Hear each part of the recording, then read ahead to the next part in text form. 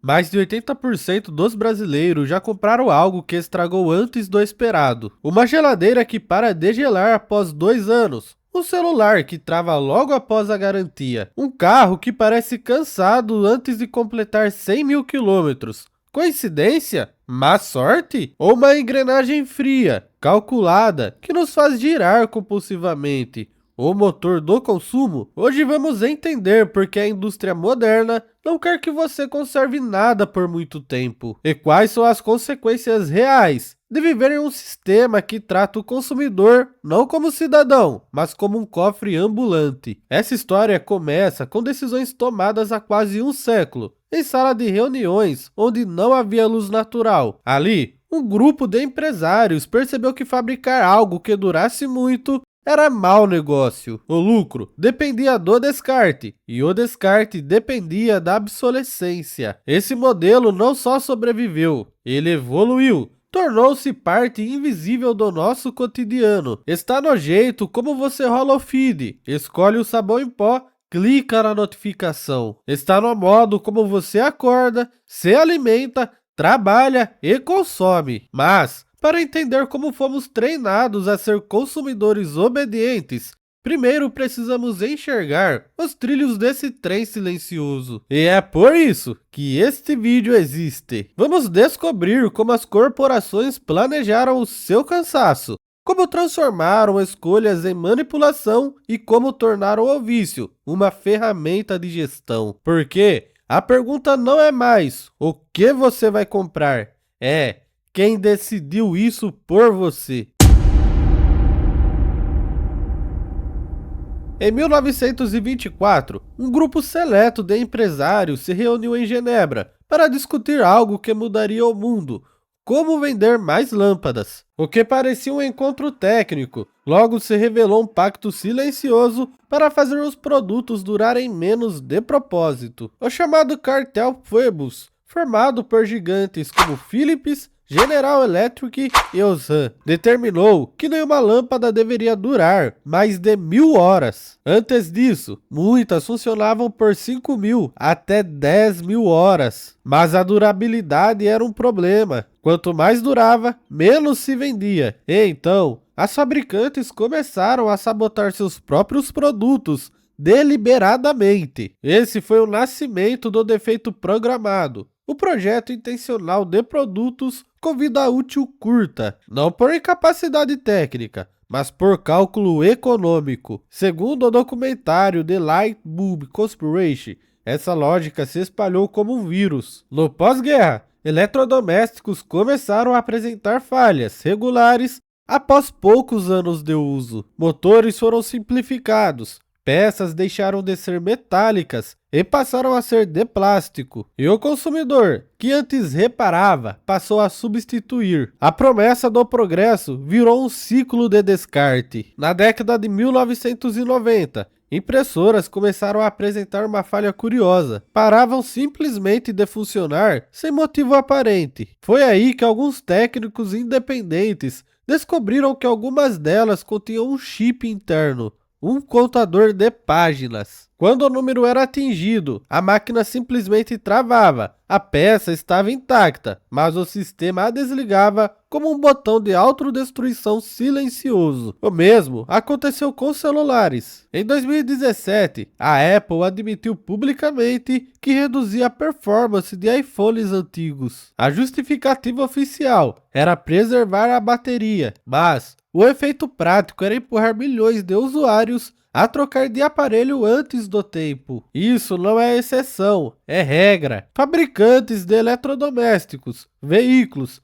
televisores e até roupas seguem um padrão de ciclos curtos. A cada nova versão, pequenas mudanças cosméticas, sem avanços reais. Os manuais desaparecem, as peças se tornam proprietárias, os consertos mais caros que o produto novo. Segundo a pesquisa da ONU de 2022, o mundo gerou mais de 54 milhões de toneladas de lixo eletrônico, o suficiente para encher 125 mil aviões comerciais. Mas apenas 17% disso foi reciclado de forma adequada. O restante enterrado e esquecido. Nós descobrimos que por trás da aparência de inovação, há um sistema que depende da destruição constante. Um modelo de negócio onde o desgaste não é consequência, mas propósito. E esse modelo não sobrevive sem a sua colaboração, mesmo que forçada.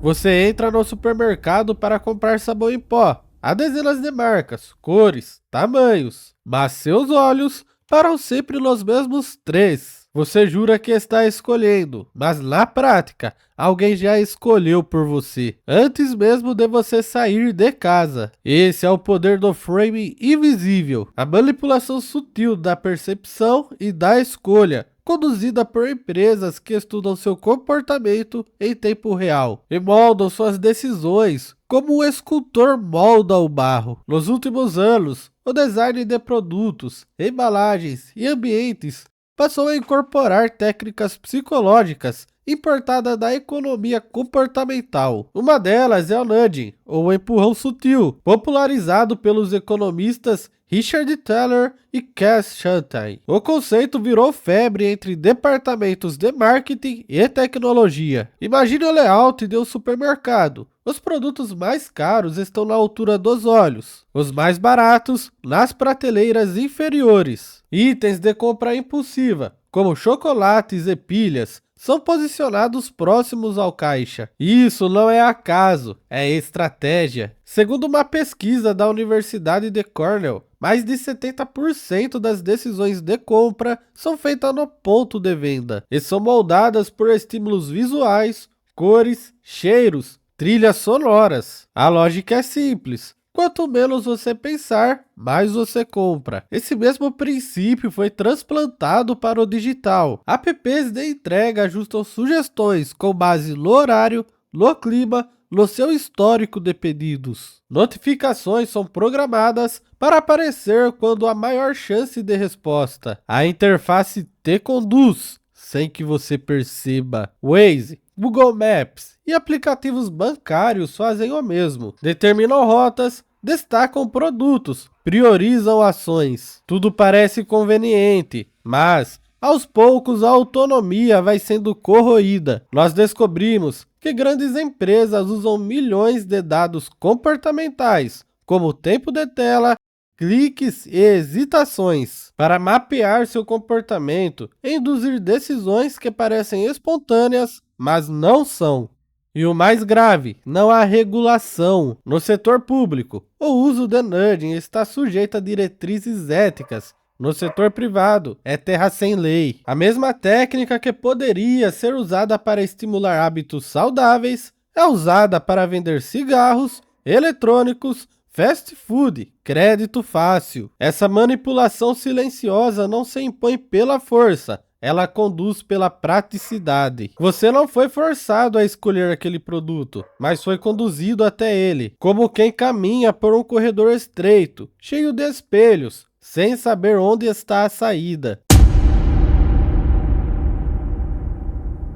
Quando você puxa a tela do celular e atualiza o feed, é como puxar a alavanca de uma máquina caça-níquel. Às vezes parece algo interessante, às vezes não. Mas o gesto se repete, automático, incessante, porque o sistema foi feito para isso. Não é metáfora, é neurologia aplicada ao lucro. Plataformas digitais, redes sociais e até serviços de streaming foram desenhados para explorar o funcionamento do cérebro humano, especificamente o sistema de dopamina. É o mesmo mecanismo envolvido no vício de drogas, jogos, sexo. Estímulo, recompensa, antecipação, necessidade. E isso não é teoria conspiratória, é prática institucional. Thurston Harris, ex-diretor de ética do design no Google, revelou em 2019 que equipes inteiras de engenheiros e psicólogos trabalham para tornar aplicativos cada vez mais pegajosos. O termo técnico é Time on Platform.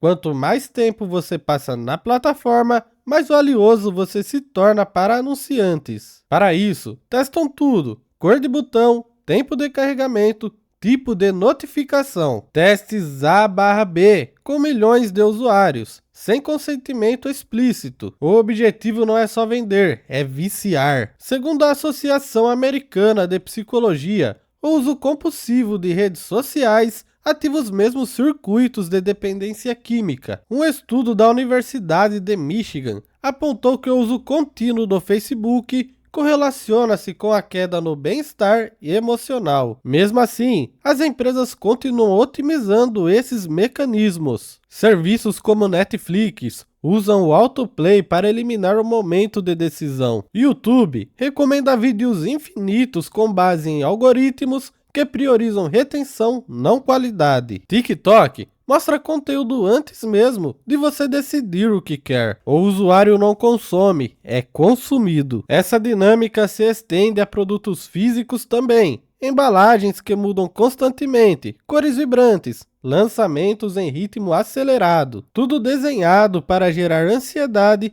expectativa, sensação de perda. E no fundo disso tudo, uma equação brutal. O seu desconforto é o lucro deles. Nós descobrimos que, ao transformar a atenção em moeda, a indústria passou a tratar sua mente como território de extração. E quanto mais frágil a sua atenção, mais fácil é manipulá-la. Você não está distraído por acaso, está distraído porque alguém ganha com isso. Em 2023, um relatório da Organização para a Cooperação e Desenvolvimento Econômico apontou que o Brasil tem uma das maiores taxas de analfabetismo funcional entre adultos das economias emergentes. Isso significa que milhões de brasileiros conseguem ler, mas não compreendem o que leem. Esse dado por si só já seria alarmante, mas fica ainda mais grave quando analisamos o que a indústria faz com ele. Nos últimos anos, grandes marcas têm apostado numa comunicação cada vez mais simplificada, caricata, quase infantil, linguagem direta, vocabulário reduzido, frases curtas, ilustrações com carinhas felizes, mascotes, cores berrantes, slogans fáceis de repetir, mas difíceis de questionar. O objetivo é claro: manter o consumidor em modo automático. Quanto menos esforço cognitivo ele fazer, mais rápido decide. E quanto mais rápida a decisão, maior a chance de compra. É uma lógica que substitui o pensamento pela reação. Essa infantilização não está só na publicidade, está no design dos aplicativos, nos textos das embalagens, nas falas dos influencers pagos para parecerem espontâneos. Está até no jeito como empresas respondem críticas, com memes, emojis e linguagem de amigo próximo. É como se o consumidor fosse tratado como uma criança ansiosa, incapaz de lidar com a complexidade, e com o tempo começa a agir como tal. Nós descobrimos que esse processo tem efeitos colaterais profundos. O primeiro é a fragilização da autonomia. Se tudo parece fácil demais, perde-se o hábito de questionar, de comparar, de desconfiar. O segundo impacto na educação financeira. Produtos de crédito são anunciados como se fossem brinquedos. Aplicativos de investimento usam linguagem de videogame. Cartões de crédito chegam com presentes, pontos, milhas, mas escondem taxas e juros que devoram orçamentos. Segundo o SPC Brasil, 6 em cada 10 brasileiros não conseguem controlar os próprios gastos. E mais da metade dos endividados dizem que não entenderam os termos do contrato. Isso não é coincidência, é projeto. A combinação da linguagem simplificada, excesso de estímulo e ausência de regulação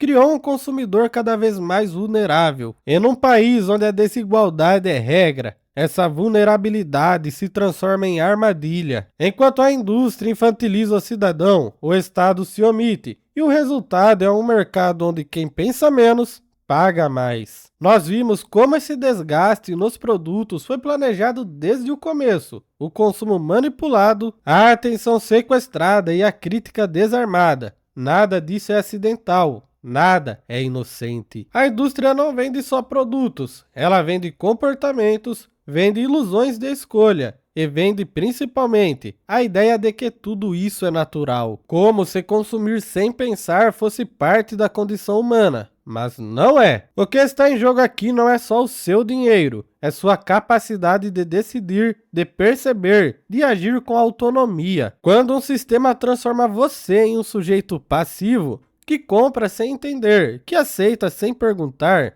que deseja sem saber por quê, esse sistema não está vendendo mercadorias, está vendendo controle. E esse controle tem um preço alto: endividamento em massa, ansiedade crônica, degradação ambiental, crescimento da desigualdade, desinformação, infantilização coletiva. Tudo isso se retroalimenta dentro de um modelo que exige mais consumo, mais distração, mais docilidade. Mas o pior dano é invisível: a erosão da consciência. Nós descobrimos que não se trata apenas de combater a publicidade, ou trocar marcas, ou de consumir com mais consciência, embora tudo isso importe. Trata-se de recuperar o direito de pensar, de questionar, de dizer não com clareza. Porque enquanto você está distraído, alguém está lucrando. Enquanto você sente culpa por não conseguir economizar, alguém celebra mais um trimestre recorde. Enquanto você se endivida para manter um padrão de vida irreal, alguém no topo agradece por sua fidelidade.